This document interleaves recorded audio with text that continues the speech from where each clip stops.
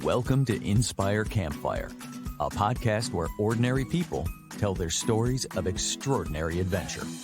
These are campfire stories meant to inspire the rest of us to light the fire within, get outside, follow our dreams, and return to tell our own stories. Ready? Let's strike the match.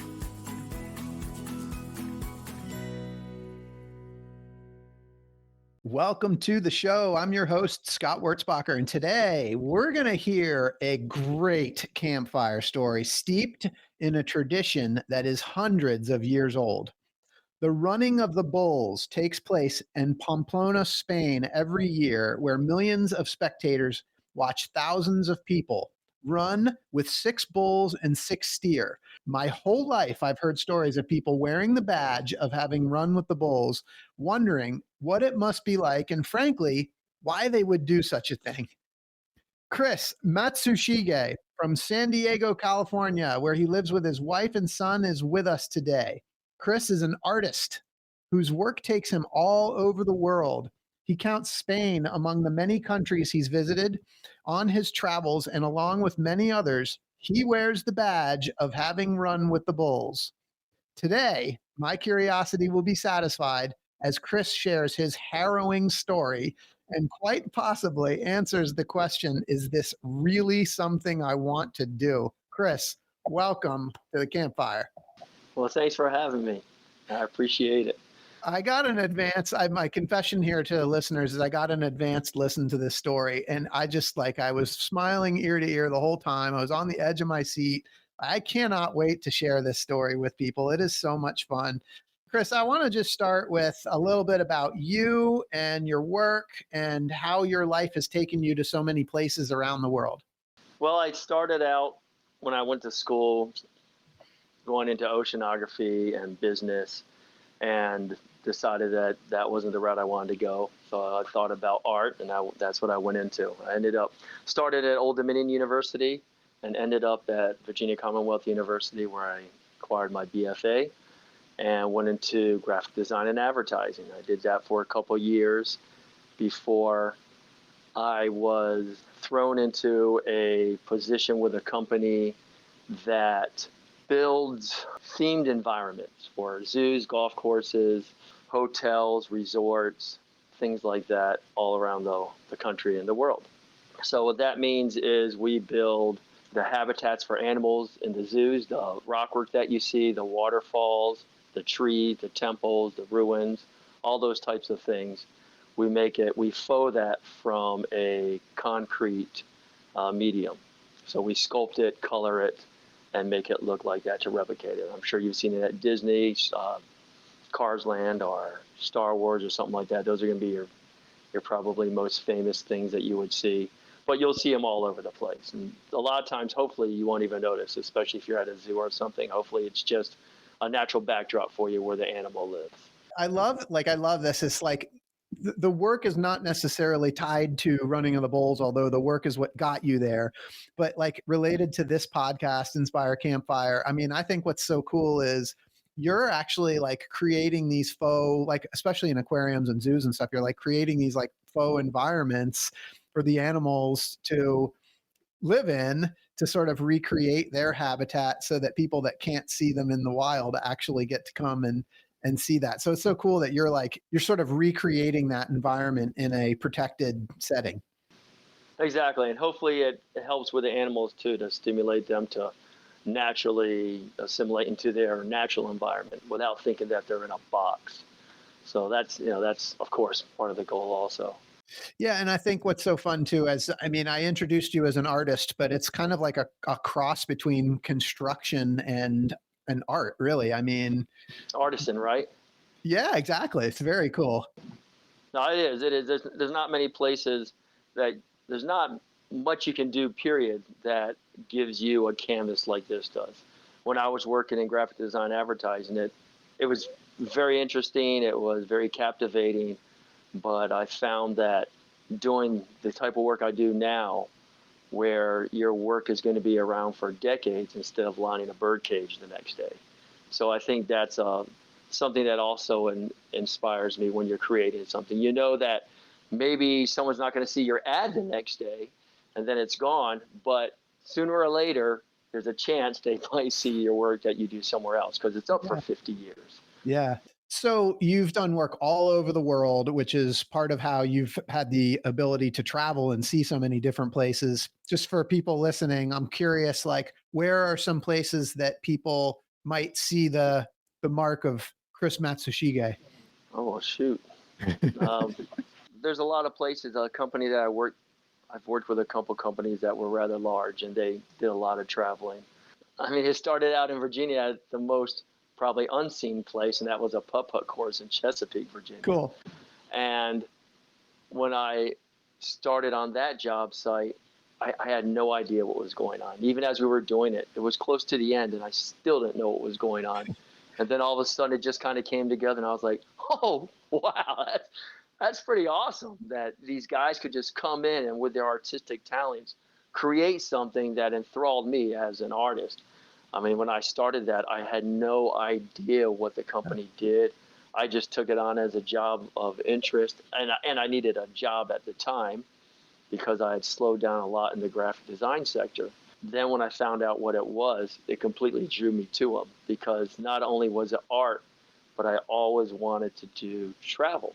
I wanted that as part of what I do. It was the best of both worlds, except for you don't make a lot of money. That's so not of all worlds, but it was very intriguing and it was a lot of fun. Worked at the San Diego Zoo, worked at the Wild Animal Park, worked at Denver Zoo, the Kobe Oji Zoo, the Parque Oceanográfico, the Hotel Eilat, worked at Botanical Gardens in Nagasaki, the zoo in Rotterdam, New York at the park, Florida at Busch Gardens, the Busch Gardens in Williamsburg, Virginia. There's lots of places all like over that. the place. Yeah, right. Yeah, it's such a cool job. It's like, and it's a potentially another conversation because just like having listened to you talk about the work and the detail that goes into how you do what you do is so interesting to me. But today we're going to talk about running of the bulls. So how did your travels land you in Pamplona? Well, I was working for a company that had a job in Valencia, Spain. And the job they were doing was the Parque Oceanográfico, which is it's kind of like a Sea World, but they were building it from the ground up all at once. A very interesting place. Calatrava was the architect that did a lot of the work right in there, the hemisphere, which the Opera House and things like that. He's a very renowned kind of architect, very distinct. He does the big white bridges with all the cables coming down. Looks like a sailboat kind of. Cool. The post-tension tension kind of things that he does in them. But anyways, he was one of the main architects there. And while we were there, of course, Spain is one of those countries it's super interesting. The people are gregarious. They're just open, happy. They're always having festivals. The festivals aren't like something that happens on the corners somewhere for a day. It's like a week-long thing that happens all over the city or all over the country. Everyone's involved. It's fantastic. It's nothing like we have here. We have a state fair that lasts a week, but it's different. Our thing is like fried Twinkies or something like that, and theirs is just off the charts culinary-wise and site-wise. It's beyond belief. I would tell anybody to go to any festival in Spain or most of the countries around there for that matter, because they're just overwhelming. Do these festivals go on all the time, or is it seasonal? Or well, they have specific dates, and they go on every year. Depending on the festival, it is seasonal. Like the one for San Fermin is in July. I think it's July 5th or 6th. It runs for 8 days. They run the bulls every single day in the morning, and they have the bullfights every afternoon. But it's a week-long debacle. So I think where were you stationed at that point in Spain? Because you weren't in Pamplona. That was kind of a side trip, right? Right. So we're in Valencia, and Pamplona is in the north side or the Basque area of Spain. Okay. It's more northeast, and Valencia is probably southeast. Okay. something like that. Not way down. It's just below Barcelona a bit. Yeah. Most people are more familiar with that city. Valencia is the third largest city. Yeah. So we had to train to get there. We took a few trains. And How long were you there on this project in Valencia? 8 months. 8 months. Okay. So your trip to Pamplona was just for a few days? Just for a few days. Exactly. Yep. Correct. And so did you know what you're getting yourself into as you're getting on the train? We thought we did. I mean, you run with the bulls. How hard is that, right? We saw city slickers and those guys did it. And we're like, oh, okay. Yeah, I get it. The bulls come out. They run down the street. You run fast. And, we're young and bulletproof, so nothing will ever happen. And it's fantastic. And then you just laugh and take pictures with the bulls, and that's it. But a little different. Oh, baby, let's get into this story. So can you tell us a little bit about the history of this and the tradition that it involves before we get into your actual story and your day of?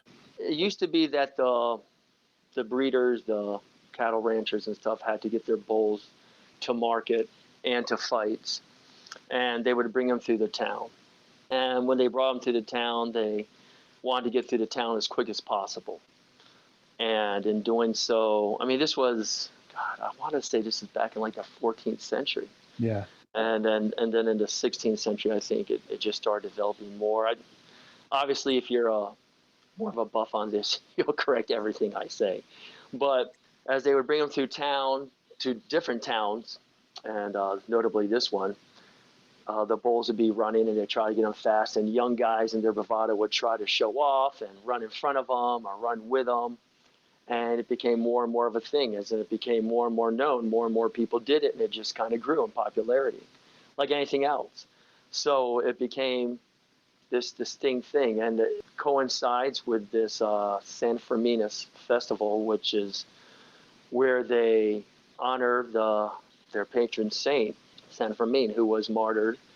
Some stories, there's two different stories, but basically they say he was tied behind a bull and dragged through the streets until he died. But I'm not exactly sure if that was it. I also heard maybe he was beheaded. I'm not sure which it was. Yeah. But the bull one sounds like it's more plausible, though I really don't know. That's why they say that they wear the attire that the runners wear. The runners wear all white. They wear a white shirt, white pants. They have a red kerchief around their neck and also one around their waist. They say that the red one around the neck is to say that he was beheaded. But like I said, the other story is that he was dragged. But they either way, it's supposed to be the blood of the saint, and the white is supposed to be the purity of the saint. So that's why they say they do it. I don't know if it's also to maybe confuse the bulls the way a lion's confused when he's looking at a herd of zebra, as it's white stripes, white stripes, black stripes, and there's no beginning and end and nothing to really focus on. So that I'm not sure, but it sure seems to work out that way in my estimation when I saw the running, when I was involved. Hey everyone, it's Scott here. Did you know that the members of my real estate team, W Realty Group, are listening to their own voices that call to adventure by setting big goals? Some of those goals include planning trips to Bali and the Kingdom of Bhutan, buying investment homes, and running the Chicago Marathon. At W Realty Group, we support and encourage these big goals and want to help turn them into reality. We're currently looking to add new members to the team. If you know a great real estate agent in the Charlotte, North Carolina area that would benefit from being part of our team, please send a text, an email, or give me a call. And know that when you support W Realty Group, you're also supporting this podcast. Thanks for listening. I guess I want to just touch real quick before we jump into the story, because, again, this is like something that's been going on for hundreds of years, like I think 13th, 14th century. And there is like deep, deep tradition rooted in this. And there's certainly probably some controversy around the element of like treatment of animals in this. And you and I had a good conversation about this before. I just was kind of curious on your thoughts in terms of like the tradition of this and that element. Well, I guess when I look at all the jobs that I do, for instance, I do a bit of work in Hawaii. And one thing that I always tell the guys going there is, look, we're not here to crack the whip and get these guys to work like you expect guys to work at home. I mean, don't get me wrong. The guys in Hawaii, they work hard. They're strong workers. Hawaii's a little more laid back. Yeah. You're not gonna change that culture, and it's not our job to change that culture. Yeah. Our job is to work with that culture. And when I was in Spain, I had to put my thoughts, because I knew they had bullfights, and I was totally wigged out about that. I was like, I don't know about this. Some innocent little bull getting killed by all these guys and stuff. And then when I was there, I realized this is, like you were just saying, it's a tradition that's been going on well before we even became a country. Yeah. And the whole country has been behind this tradition as a whole. But of course, even there, you have a lot more people that are now against it.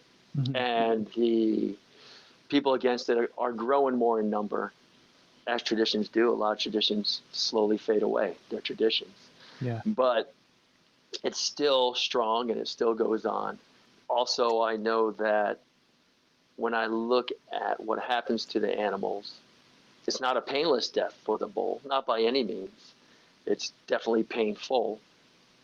And he's in a fight. He's in a fight for his life. At the same time, he has the chance of killing the person that's trying to kill him. When I've looked at some of the numbers of the number of bulls that are killed every year in bullfights around the world, because Spain isn't the only country that does it. They do it in Mexico, they do it in Portugal, they do it in different countries. It's somewhere around 250,000, like 250,000 bulls a year. And I think of that, maybe 35 to 50,000, somewhere in there is how many are killed in Spain every year. But that's in contrast to the how many billions of cattle that are slaughtered every year for food. Right. And the bulls typically live about 5 to 7 years. They're in more open areas, green pastures. They're treated well. They're fed well, because they want these guys to be bred strong. They want them to be fast. They definitely prompt the aggressive natures of the bulls, just like people in dog fights or chicken fights do. I'm not here to be a spokesperson for anything like that. I'm just telling you what I know. The cattle that we slaughter every year for food live on average around 18 months, and they're usually in a cramped condition. A lot of people are always arguing about this, the conditions that our meat lives before it becomes our meat. So when I look at the two animals, I got to say that I think the bull has a much better life. He might have a much more brutal death, but even the deaths are contested on that with the cattle. But for sure, the bull has a long, prolonged death. It is not the bullfight goes 20 to 30 minutes or so, something like that. Well, I love how you tell the story that, these bulls have the opportunity to fight back at the end, which is pretty cool. Right. I mean, the matadors get injured all the time, and I know for sure one has died. I think it's more than that. I'm sure it's more than that. I don't have those numbers, but not only the fact that he gets to fight back, but there's also a fact that he might be pardoned. If the Spaniards, they have a very deep sense of how the animal's treated, even in this kind of event. Let's step into your day. So it's your time. What does this look like for you? So we got there. It's a very small, picturesque town. Cobble streets, narrow, old buildings, just packed with people. Oh my gosh. And we go into a store, just like you have your water bottle, we got one of those bodega bags, just that leather pouch with a little opening on the end. And we went and we got some really good wine because we like wine. And we filled it up and we'd walk around and you just drinking on that and meeting people, having great food, seeing the sights. All the local people, the Spaniards and stuff, they have their bodega bags and they're doing the same things. Very traditional. Everyone's dressed in white and red. Even if you're not running with the bulls, a lot of people are doing that.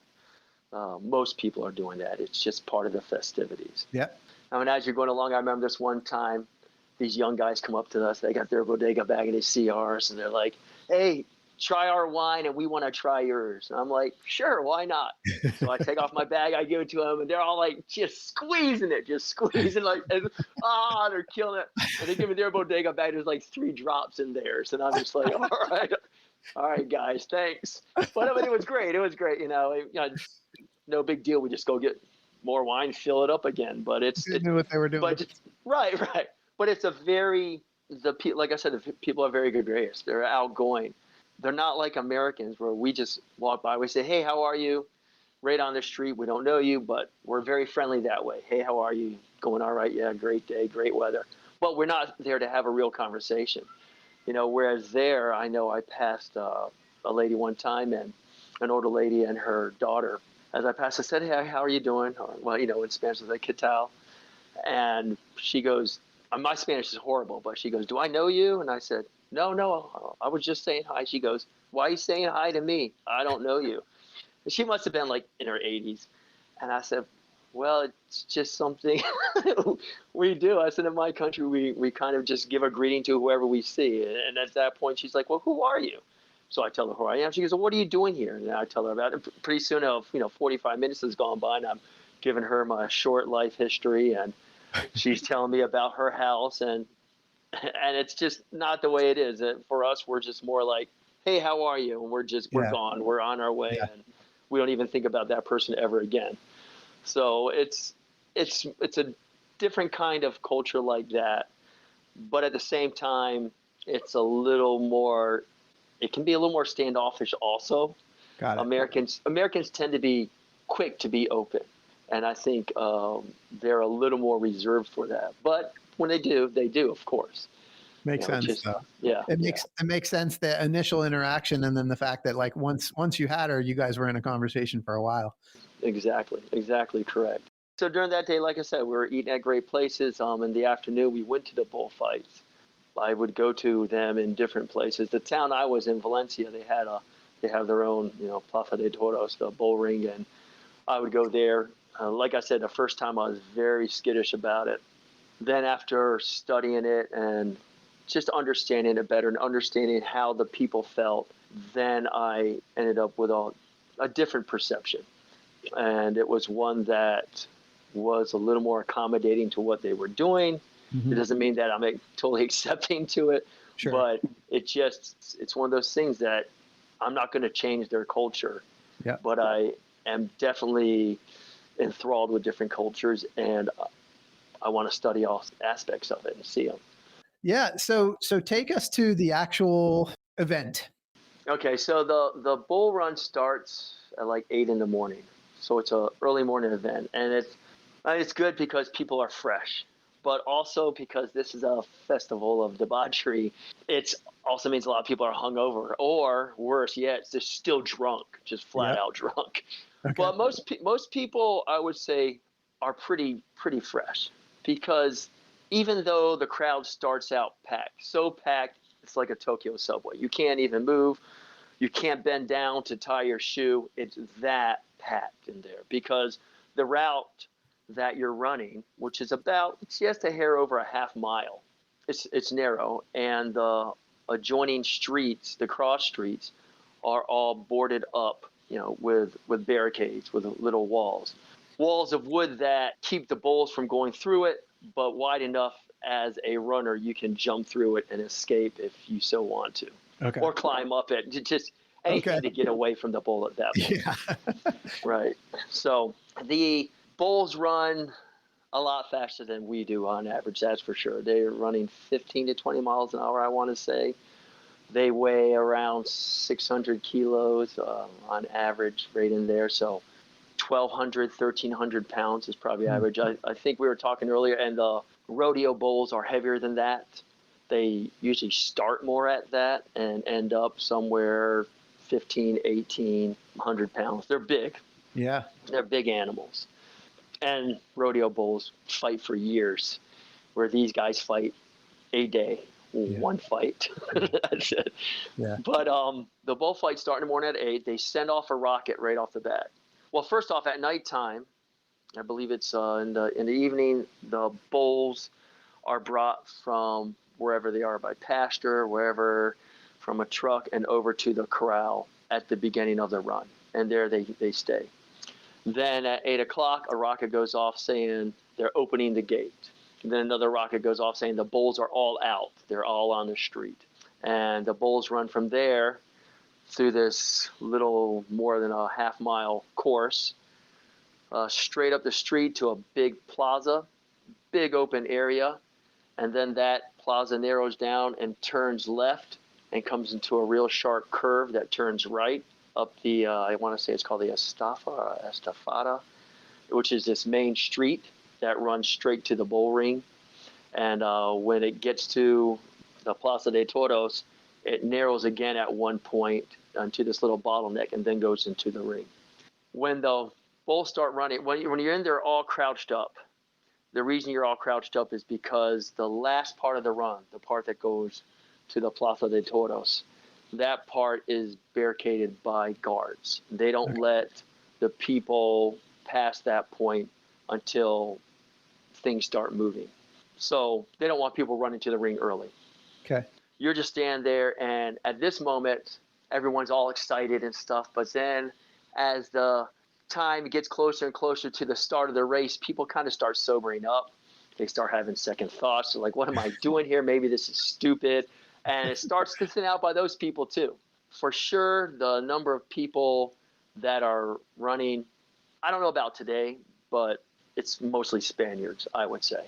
But I don't really know that for a fact. I know that's what I mostly saw. Yeah. How long ago was this, Chris? It was in 2001. It was in 2001. This is over 20 years ago. Yeah. Yes. It was in the July right before 9/11. That's right. I remember you telling me that. Right, exactly. So 2001. The number of people that run, it's 1,500, a couple thousand. It's a lot of people for this short, little, thin, narrow street. Right. And the roads are cobbled. It's not like flat pavement. They meander up and down. They get wet. They get slippery. We had a lot of rain the week of our event, especially before, so that cobble got slick. And also, I mean, just to be as candid as I can, there's vomit and piss, and it's an event packed. Yeah, it's a festival week. A lot of drunk, exactly. Right. People to all hours of the night. So as the run starts going, and people start thinning out, the guards also move that are holding everyone back way down near the Plaza de Toros. So that also helps to alleviate all the congestion. And so now you have a little bit of room around you, enough where you can, if you want to run out of there, you can run out of there right then. You hear the rockets go off, you start hearing shouting way down the street, and you can hear this. It's like a horror movie. It's like, it really is. It's like World War Z, where something's happening way down the street in the city, and you hear yelling, like not just like happy yelling, but like scared, fearful yelling, and it's coming closer and closer. And because the streets are cobble, you hear that all those hooves on the cobble. You start to hear it, and people are running frantically, coming from down that way toward you, and you're like, oh, okay, do we start? And you're looking at your friend, do we run? Let's run, and you start running, and you're just running.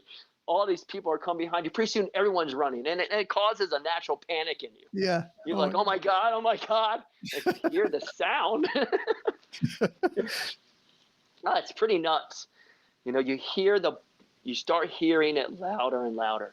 And then you hear people screaming, like in pain, like they fell over or they got trampled or maybe they got gored. On my run, there were six gorings, I want to say. It was their worst run in recent history. Oof. It was horrible. So there's this one corner that you don't want to be at, and the Spaniards are usually not there. They're much smarter than we are when it comes to this. It's steeped in their history. They've learned about it their whole life. They are usually at the beginning in the plaza, and they might be at the end where they're going into bull ring. The rest of that area that gets really congested and really dangerous is packed full of your typical culprits in the world when it comes to causing trouble. And it's packed full of Americans, British, German, and Aussies, the Australian guys. They're the ones that just, they're not the only ones, but there's Dutch in there and everything else, but they're the group of guys that just seem to want to go out there and thrill seek with no idea what they're getting into, and they'll just go and do it. And it's mostly guys. There's very few female runners proportionally, but female runners are definitely there. I want to say it was 74 when they first allowed to have female runners, maybe, which is of course why there's only been, I want to say there was one death of a female. The other ones have all been males. And oddly enough, most all of them have been Spaniards. But then again, it was mostly Spaniards running for all that time in history before the present day. So that would make sense also. Anyway, so as they're running and they're coming toward you, though, I learned that the place you didn't want to be was this one corner that they called Dead Man's Corner. And it's called La Curva. And it's a corner that's about 90 degrees. And as the bulls are running, the bulls are top heavy. They got these big haunches. Yeah. That's all that muscle up front, and they are powerful and fast. Uphill, they are really fast. Like a bear. They're just fast, strong animals. Pure muscle. As they're running and they make that left turn after the plaza, it starts to get narrower, and it starts to go downhill a little bit. And as it goes downhill, and it's on this cobble, which when we were there was slippery and wet, the bulls start to get a little off balanced because they're so much more heavy in the front. Yeah. And as they get off balance, they suddenly have to navigate this 90-degree turn out of nowhere. And they try to do that. And when they do on that slippery cobble, they end up sliding. And when they slide into each other and all of us runners. And they end up falling over and landing in a big pile. And when they land a big pile, they're no longer following these steers that have been trained to navigate this course to get them to the bull ring as quickly and as perfectly as possible. Now, they're all in a pile, and they become this mad hornet's nest of bulls. And that's super dangerous, right? So when they get up, they don't know which way to go. The other bulls aren't organized yet to take them that way. They're bred to attack anything that moves. They attack it. So now they just see all this movement. And hopefully if you're wearing white, red, you blend in with everybody else. But it confuses the animal. It disorients them even more so. And they're not exactly sure what to do. So they hone in on maybe somebody that's alone, or maybe they're wearing, in my opinion, wearing something different. The two people that I saw on my run at that corner get gored, and I mean gored heavy, were both wearing different things. One guy was wearing, I want to say, a New York Mets jacket, and the other one was a girl who was wearing something, I want to say she was wearing khaki pants and something else. They definitely stuck out in the crowd. Yeah. And so when I was running, you're also taught if you get knocked over, you fall over, you slip, just put your hands over your head, stay still. It's better to be trampled than stand up and get just battered or gored. Yeah. So they say just stay right there. So as I was running, I felt these hands on my back, and I was pushed forward right as I was coming to that corner. I didn't want to be at that corner. I wanted to be way down at the plaza at the beginning. Yeah. But my fear set in, and I started running much faster than I realized. And next thing I knew, as the bulls were right behind me and coming up next to me, I was at that corner. The one place I tried my best not to be. Oh, my and I don't know how it happened. It just happened. And I was like, oh, crap, this is not what I want. And the bulls ended up falling into a pile. They end up getting up all whacked out and everything. And that inside corner is where most people will hang back and try to get against, so the bulls will go around them. But as I tried to get to that inside corner, it was already 3 people deep. And there was like one open slot between a couple guys, and a guy grabbed me and pulled me in. Now, I didn't blend in with everybody because I wanted my now wife, at that time girlfriend, to be able to see me if she happened to catch it on the news or something. So even though I had on the traditional white, red, I still had on the loudest Aloha shirt I could. No. So I would stand out for her. My wife's from my. Hawaii, and I've gifted a lot of these Aloha shirts, and so I was wearing that, and all of a sudden, as the bulls got up, I looked across from me, and one bull was just pummeling this guy on the ground, just pummeling, pummeling, pummeling. His horn had gone underneath the bottom of his jacket, and it was coming out at the neckline. And he was being up in the air and down on the ground and just being smushed. That big bull head was just smashing him on the ground. And I had always thought that if I saw this, I would jump on the bull and pull him off and save the guy. But when I was there, I just froze. Wow. I was like, what do I do? I can't get this beast off of him. It's like trying to grab a bear off of a person. You're stunned. Yeah. And I was scared. I was like, oh my God. And then another bull got up, and it was trying to hit people, and people were fleeing. And then it turned around and looked straight at me, and it started walking toward me. And I can't go left or right. I can't go back, because I got people on both sides of me, and I'm the guy that looked different, just like the guy that was getting pummeled. Oof. And as I said before, I prayed the most selfish prayer I've ever prayed. And that was just 2 words, and it was, not me, not me, not me, not me. Wow. Just like looking at this bull going, oh my God. I couldn't think how I was going to get out of this. It happened to be that, luckily, and I don't know if it was just an odd movement or if it was on purpose, because there are professionals that run with the bulls, and they do this all the time. They are pros. They definitely stick out more. Yeah. And they try to get the bull to not – it's kind of like a rodeo clown. Yep. They want the attention off of whoever's going to get hurt. Right. But something made a movement. The bull turned its head real quick and went that way. And at that moment, I jumped out from where I was and started running. Oh, and as I was running, the bulls were all – I was still ahead of the pile of bulls. They were all just getting up. If I was smart, I would have run in the opposite direction. But instead, I just took off toward the bull ring. And I'm running up the straightaway hill there, and all of a sudden, as the bulls are coming by, I see a pole sticking out of the wall, and a guy's already up there holding on to it. And there's just a little bit of pole left, and I go, guy, I'm coming up. And I jump up, I put my hands over his, and I pull my body up, and the bulls run by under us. And I'm just holding on, and as I see this girl across from me, across the street, and she is with some people, some guys. And like I said, she was dressed differently also. And when she did, she ended up being caught in like this doorway. And the bull kept coming toward her, and she was screaming, and she was helpless. Everyone took off, and she was there alone, and this bull just centered it on her and attacked her. And I got down, and by the time I got down, the bull was gone. She was on the ground, a pool of blood around her, where the bull had just gored her in the inner thigh. Like a gash, like 18 inches or something. It was brutal. And so as I was running toward her to hopefully help, out of nowhere, just like tons of Red Cross guys were just all over her, all these guys. Because I want to say they have about 200 medical personnel on each run. They have like 20 ambulances. They space them like every 50 meters down the run in case people get hurt. And they're there immediately. She didn't die, thank God. Nobody died on the run, but 6 people were gravely hurt. Yeah. The 2 people I saw were definitely 2 of them.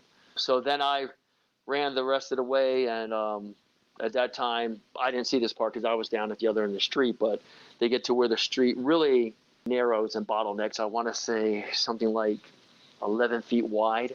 Oof. And at that area, people get clogged. And sometimes they get so clogged, they get stuck, and the bulls just charge through them. And the bulls move them, and people get really jacked up there. The bulls then run into the ring, and you're running in front of them, not me because I was down at the other end, but the other runners are running in with the bulls, a lot of them in front. And that's what my other friend did. I had 2 buddies with me, and my other friend was running separate. He wasn't running there. He ran into the bull ring. He said when you run in, the crowd that's in the bull ring in the stadium waiting, he said they all go nuts like you are a superstar. He said you run in and everyone's cheering and screaming and clapping because you're part of the tradition and you just did a part that was dangerous, and they run in. And then those bulls that are fighting that day, with the steers. They go straight back into the stables, corral back there where they're waiting their turn to fight in the stadium that day. Then they release these other bulls that generally have like things over their horn and they're smaller, and they run out and they just attack everybody. But they're smaller, and and it ends up being, I guess, like a crash derby kind of thing where it's dangerous, but it's fun. You're not going to get chances of getting killed there are almost zero. Right. You might get hurt, but so people are running around like that, and they're playing, and the people are cheering them on from the stadium, and those little bulls are running, doing their thing. But I didn't see any of that because I was just finishing up my run, and when my run was over, I was in a daze. I was probably stressed into shock because I just kind of walked around. I saw my buddy, and he had jumped through a barrier as the bulls were coming, and he came out, and it's like we hugged, like we never hugged, but we hugged each other. And you're alive, and so like we were just in a battle or a war, instead of just being a couple of idiots. But it was nuts. My other buddy, I didn't see him on the run at all, and I never saw our other friend that went into the ring until later that day. But I was in a daze. I couldn't get out of my mind the horror I saw in these two people getting so hurt. Especially the girl. And I was just kind of, wow. And so the hotel we're staying at was in this small town that wasn't that far from there, like 20, 30 minutes, whatever it was. We got in a train, went over there, went to my hotel. I put on my swim trunks. I went down to the beach. I think my buddies that were also in that place left a note saying they're down at the beach. And I walk down there, and I see them in the water, and I kind of go out in the water, and I'm just kind of staring ahead, just processing all this stuff, like you do when you go through something, right? Yeah, I feel like I'm in the daze right now. And I'm just looking out at the horizon. The waves are coming in. I'm just kind of going with them, and I can't concentrate on anything. Everything's just kind of going. My buddy comes up, and he tells me, he says, "Man, how was your run?" I was like, "It was nuts." He goes, "Man," I didn't even see a bull. I was like, "Really?" I was like, "Well, I saw every single bull." Oh my gosh. His version of the run was, at first, kind of boring. They ran, they got to the stadium, and then the little bulls came out and they ran around. It was a lot of fun. It was a great day, but he was bummed he didn't see any bulls. Wow. Mine was, holy shit. Yeah. I was like, God. Everybody experiences it differently. Yeah, exactly correct. And so that's what happened with this. Yeah, so there was like an afterword in this story that involved a newspaper article. You got to bring the listener into that one. So I remember the next day, because we stayed that full day. We went back and we walked around. We went to the bullfights that afternoon also, and it's kind of a different experience at the bullfight before the running, because I've been in many bullfights before that, just because I was in Spain and I'm interested a lot in in history in general and in different cultures, and I found it fascinating, brutal, but it's still fascinating me. Maybe like a gladiator event almost, but I always cheered the bull. I was like, "Come on, bull, get the matador, get the matador." Yeah. And I got to tell you, I mean, since I've kind of switched again, but that next fight that my buddy and I went to, we were like, "Get that bull, get that bull." We were definitely on the side of the matador. And it was just weird. I think we'd been so scared, and then seeing the bulls just pummeled two people. I mean, really hurt them. Wow. Yeah. I was like, holy smokes!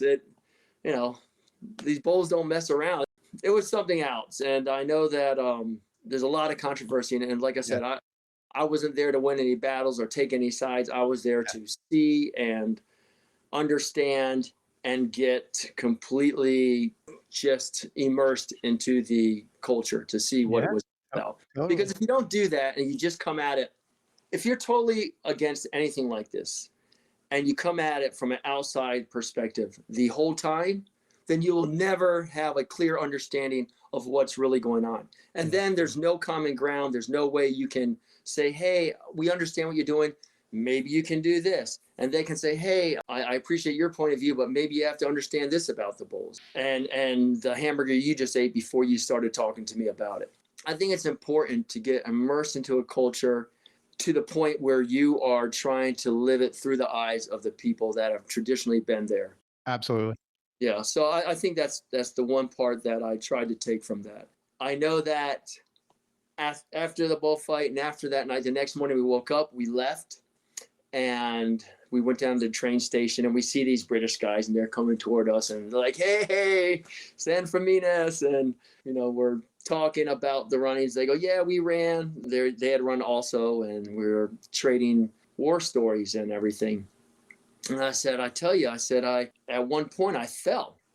And they're like, really? And I was like, yeah. And because I told my friend this too. I was like, yeah, it's like, these hands pushed me down. They're like, nah, you just tripped. There's a lot of people. There's a lot of running around. You just tripped and fell. I go, I'm telling you, I felt these hands on my back pushing me. They're like, nah, that ain't what happened, Chris. So I was like, okay. That day or that next morning when we woke up, I bought all the little periodical rags I could in the city, all these little newspapers. And I wanted to look through them and find out all the events of the running of the bulls, as many images as possible, things like that.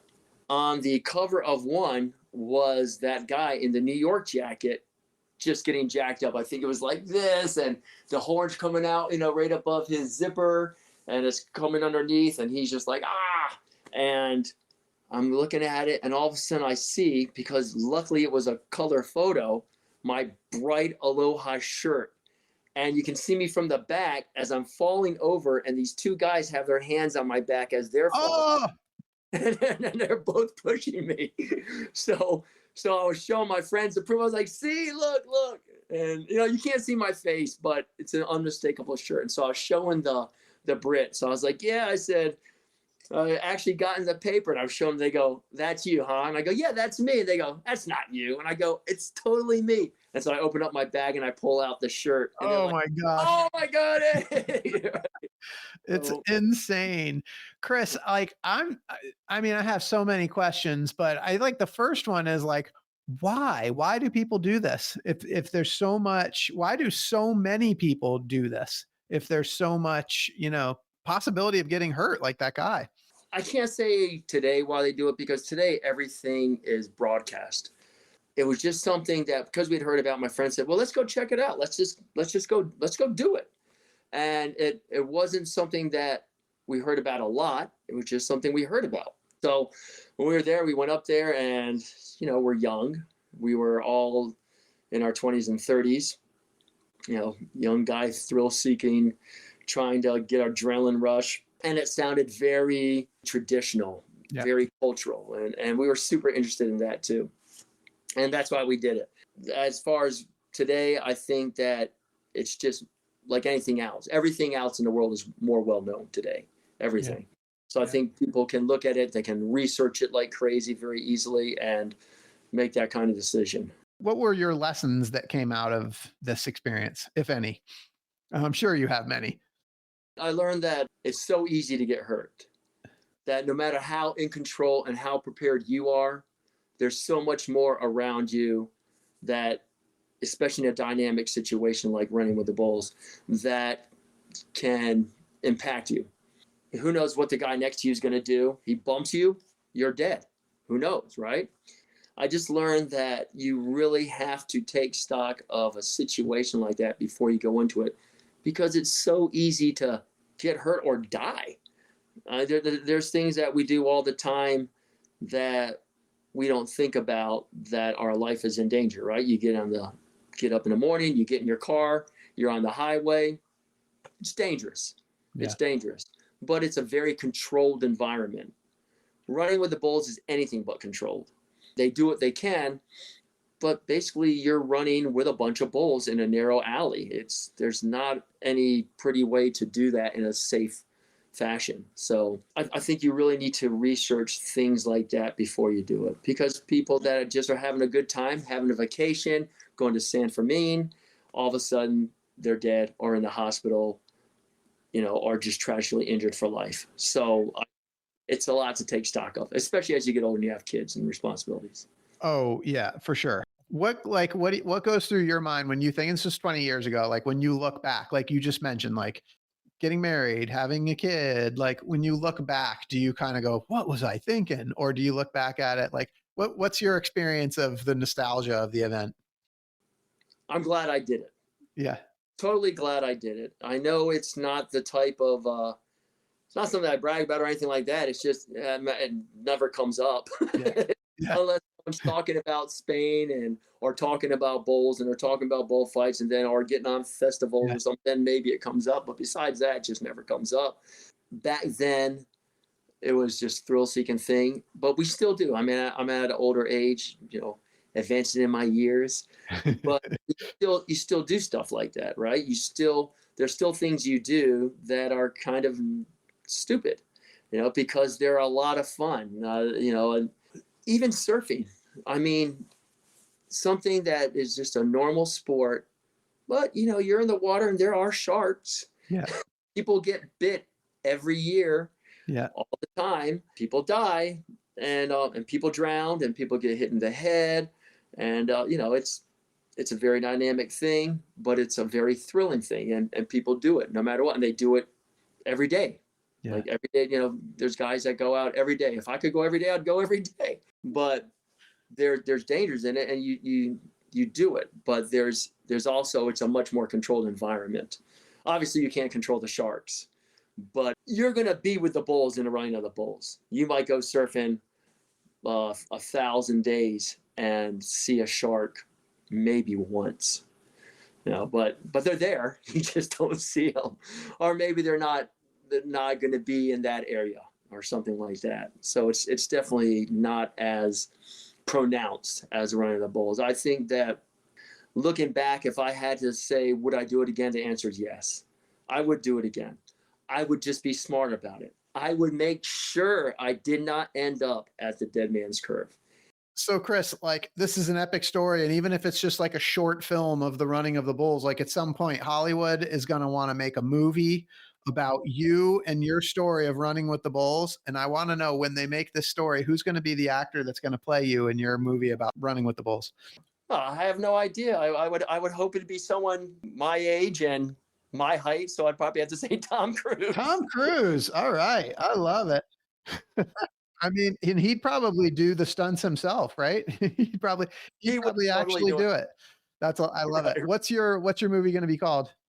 A stupid thing to do in your life. A stupid thing to do in your life. The running of the bulls. A stupid thing to do of your life. Oh man, starring Tom Cruise, of course. I love this. Well, Chris, this has been so much fun. I really appreciate you sharing the story. Enlightening. My curiosity is satisfied. For those listening, I hope you have been inspired today as much as I have. I hope Chris's story has encouraged you to listen to the voice that calls to adventure, because we want to hear your story next. If you have a story to tell or just need a nudge to create one, please send me an email. We'd also appreciate it if you'd help us spread the word by leaving a review and sharing or tagging Inspire Campfire in your social media. And until next time, I want to encourage you to get outside. Thanks for listening. Chris, thank you so much for sharing this awesome story with us today. I appreciate it very much.